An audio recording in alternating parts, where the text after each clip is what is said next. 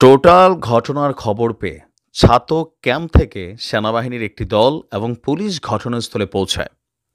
আর এই ঘটনায় সমন্বয়কদেরকে ১০,০০০ টাকা জরিমানা করেছে আইনশৃঙ্খলা বাহিনী, পুলিশ এবং সেনাবাহিনী। ১০,০০০ টাকা ছাত্র সমন্বয়কদেরকে জরিমানা করা হয়েছে। কেন করা হয়েছে? কারণ তারা ফাও খাইতে চাইছিল। ফাও না দেওয়ায় কি হয়েছে? টোল প্লাজা ভাঙচুর করছে, যেটা আমরা অতীতে বিভিন্ন রাজনৈতিক দলের নেতাকর্মীদেরকে দেখতাম। ভিডিওটা সর্বোচ্চ শেয়ার করবেন। আমরা চাই বৈষম্য বিরোধী আন্দোলনের যারা নেতারা আছেন তাদের কাছে এই খবরটা পৌঁছানোর, যে টোল প্লাজাতে ফাও খাইতে না দেওয়ায় এই যে টোল প্লাজা ভাঙচুর করছে, এটার জরিমানা কে দিবে? দর্শক, ঘটনার প্রেক্ষাপট আমার দ্বিতীয় হোম সিলেটে। আমার ফুরুতাখাল আমার সিলেট জেলার সাতকে খাটছে, বুঝছেন নি? সিলেটি অগলতরে আমার অনেকে যারা আমার ভিডিও দেখো তারা জানার কথা যে আমার মানে লম্বা একটা সময় লাইফের আমি সিলেট খাটাইছি। যাই হোক, ঘটনার প্রেক্ষাপট হচ্ছে সুরমা ব্রিজের টোল প্লাজায় ভাঙচুর করেছে ছাত্র সমন্বয়করা। আপনার স্থানীয় সূত্র বলছে ২০-২৫টি মোটরসাইকেলে করে প্রায় ৪০ জন লোক টোল না দিয়ে জোরপূর্বক ব্রিজ দিয়ে যেতে চাইলে তাদের সাথে টোল আদায়কারী আনসার সদস্যদের কথা কাটাকাটি হয়। মোস্তাকিম আহমদ নামের টোল আদায়কারী তাদের বাধা দেন। মোটরসাইকেল যাত্রীরা সবাই ছাত্র সমন্বয়ক এবং তারা দোয়ারা বাজার থেকে একটা প্রোগ্রাম শেষে ছাতকে ফিরছিলেন বলে জানা যায়। টোল নিয়ে ব্রিজের টোল আদায়কারী এবং ছাত্র সমন্বয়কদের মধ্যে হাতাহাতি ঘটে। আর এই ঘটনাকে কেন্দ্র করে ছাত্র সমন্বয়কদের হাতে লাঞ্ছিত হন ব্রিজের টোল আদায়কারী আব্দুল কুদ্দুস সরকার এবং নিরাপত্তার দায়িত্বে থাকা আনসার সদস্য রাজীব আহমেদ। জানা যায় মোটরসাইকেলের বহরের পেছনের ব্যক্তি ১০০ টাকা টোল পরিশোধ করবেন বা করেন। এরপর উত্তেজিত ছাত্র সমন্বয়করা টোল প্লাজায় ভাঙচুর চালিয়েছে। তারা টোল প্লাজার কাচের গ্লাসের জানালা ভাঙচুর ও ২ জনকে লাঞ্ছিত করেছে। একজন ছাত্র সমন্বয়ক এই ঘটনার ব্যাপারে জানান যে তারা বারবার বলছিলেন যে আমরা সামনের তারা চলে যাই, তা আমাদের মোটরসাইকেলের একদম পিছনে যে লোক আছে সে টাকা পরিশোধ করবে। তো টোল প্লাজার লোকজন বলছে, না বাবা, তোমরা যারা সামনে দিয়ে যাচ্ছ তোমরাটা তোমরা দিয়ে যাও।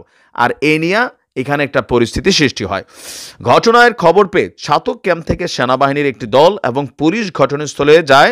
এই ঘটনায় সমন্বয়কদেরকে ১০,০০০ টাকা জরিমানা আদায় করে দিয়েছে সেনাবাহিনী। টোল প্লাজার সদস্য আনসার বলছেন ২০-২৫টি মোটরসাইকেল যুগে ৪০-৪৫ জন লোক তারা এখানে সমন্বয়ক। আর আমরা দেখি তাদের পরিচয়টা নিয়ে আমি আপনাদেরকে আরও একটু তথ্য দিচ্ছি যে কারা এই সমন্বয়ক। এটা হচ্ছে আমি প্রথম যে অংশগুলো পড়ছি আমাদের সময় থেকে, এবার আসেন এই সমন্বয়কদের পরিচয় নিয়ে আসলে কি ঘটনা সত্য কিনা। আমরা যদি দেখি যে সিলেট বিভাগের অন্যতম সমন্বয়ক আবু সালে মোহাম্মদ নাসিমের কাছে টোল প্লাজায় টাকা চাওয়া নিয়েই কিন্তু এই ঘটনার সূত্রপাত। প্রত্যক্ষদর্শীরা বলছে সুনামগঞ্জের দোয়ারাবাজার উপজেলার বগলা রসমত আলী রামসুন্দর উচ্চ বিদ্যালয়ে একটা প্রোগ্রাম ছিল। সেইখানে অতিথি হিসাবে উপস্থিত হয়েছিল সিলেট বিভাগের অন্যতম সমন্বয়ক আবু সালে মোহাম্মদ নাসিম।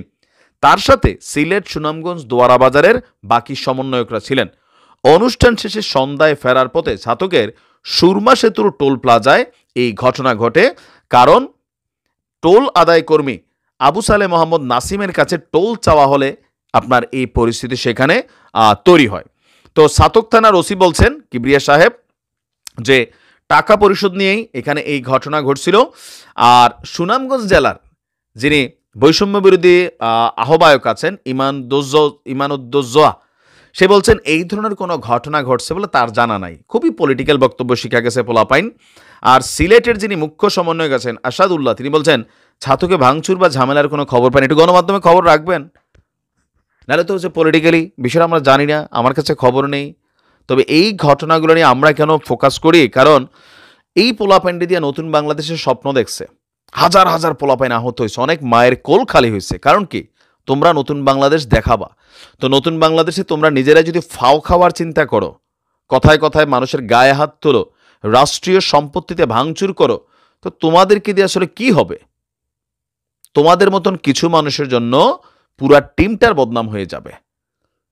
ছাত্রলীগের কোনো একজন বদরুল সিলেটে খাদিজারে কোপাইছিল, কিন্তু নাম হয়ে গেছিল বদরুল লীগ। তা তোমরা যদি নিজেরাই এরকম টোল প্লাজায় গিয়া, তোমাদের উচিত আগে নিজেরা রুলস মানা, তারপর সারা বাংলাদেশের রুলস মানাবা। এটাই হচ্ছে বাঙালির সমস্যা। একদল দেশের জন্য জীবন দিয়ে দিচ্ছে, আরেক দল ফাও খাওয়ার দামে দৌড়াদৌড়ি করতেছে। আমরা চাই যারা কেন্দ্রীয় কমিটি আছেন তারা বিষয়গুলোতে ফোকাস করবেন। ভালো থাকবেন।